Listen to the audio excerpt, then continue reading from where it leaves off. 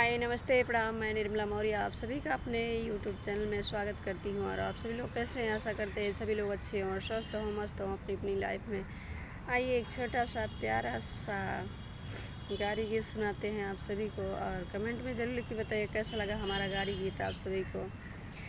कि रामायण चिमड़ एक मति कीन्हा हो, रामायण चिमड़ एक मति कीन्हा, अरियावा चली भैया ससुरारी, हाँ सीताराम से बनी, अरे आवा चली भैया ससुरारी, हाँ सीताराम से बनी। जाई बरात जनकपुर उतरे हो, कि जाई बरात जनकपुर उतरे, यार सीता रखमै फुलवारी, हाँ सीताराम से बनी, अरे सीता रखमै फुलवारी, हाँ सीताराम से बनी।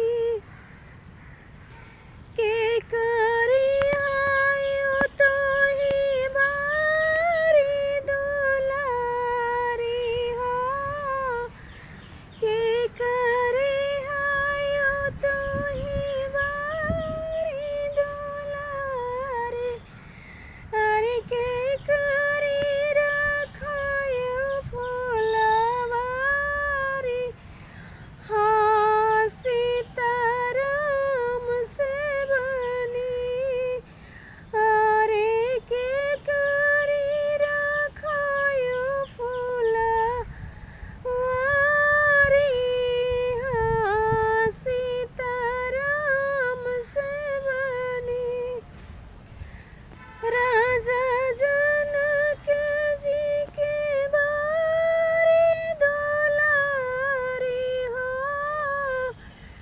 कि राजा जनक जी के बारी दुलारी, अरे रेखी के रखायो फुलवारी,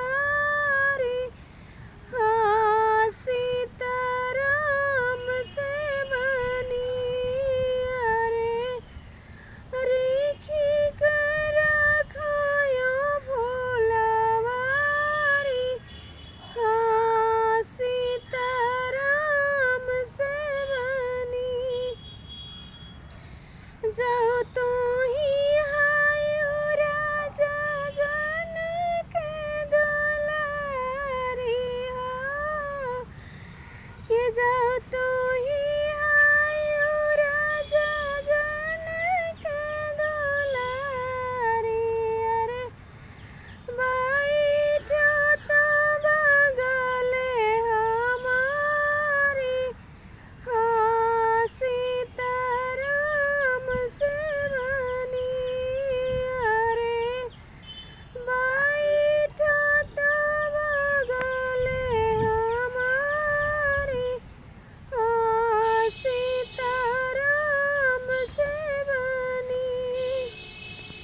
कुछ का पतैया लैके बाबा जब संकल्प हो,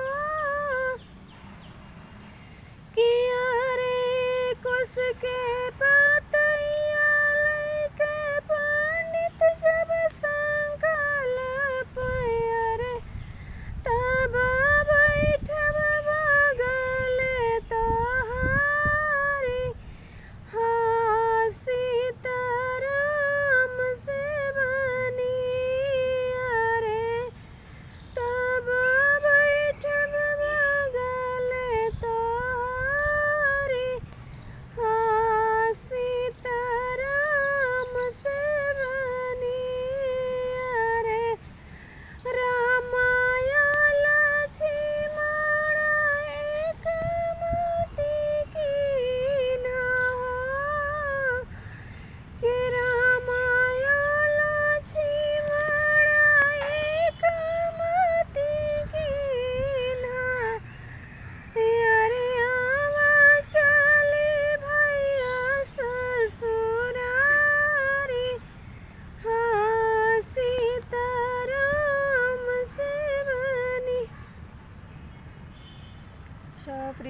हमारा वीडियो अच्छा लगे तो लाइक और कमेंट ज़रूर कीजिएगा और सब्सक्राइब ज़रूर कीजिएगा हमारे और निर्मला ऑफिशियल यूट्यूब चैनल को। आगे की नेक्स्ट वीडियो मिलते हैं आप सभी से अच्छे सॉन्ग के साथ, और अच्छे अच्छे कमेंट कीजिएगा प्लीज़। आप सभी लोगों से हाथ जोड़ के निवेदन है कि मेरा वीडियो ज़्यादा से ज़्यादा शेयर करें और अपना लाड प्यार दुलार आशीर्वाद अवश्य दें हमारे